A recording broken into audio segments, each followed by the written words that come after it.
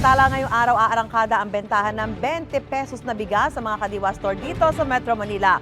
Alamin natin kung nagsisimula na yan sa Maynila sa unang balita live ni Bam Alegre. Bam?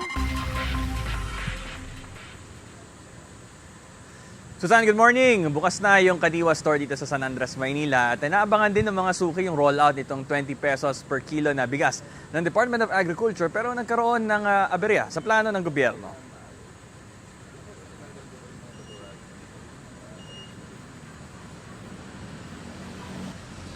Nakatanggap ng abiso kasi ang Kadiwa Store mula sa pamunuan ng Bureau of Plant Industry kung saan nandito yung Kadiwa Store na hindi na muna itutuloy ngayong araw. Wala namang ibinigay na dahilan sa kanila kung bakit hindi raw ito itutuloy.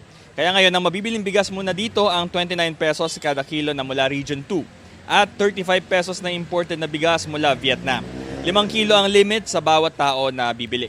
Sari-sari naman ang mabibiling gulay dito. Mababa ang presyo kumpara sa ibang pamilihan pero bahagyan tumaas na rin ang halaga. Tulad ng kamatis na 50 pesos kada kilo, dating 25 pesos.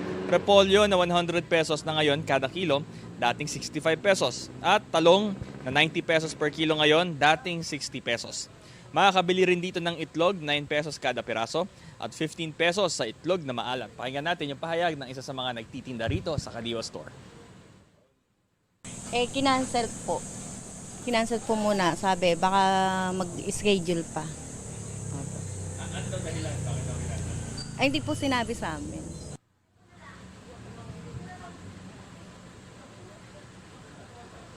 So Susan nga, nakikita ninyo ngayon, live, bili-bili ngayon ng mga suki. Bukas ito hanggang alas 6 ng gabi. Ito ang unang balita mula rito sa Maynila, Bam Alegre para sa GMA Integrated News.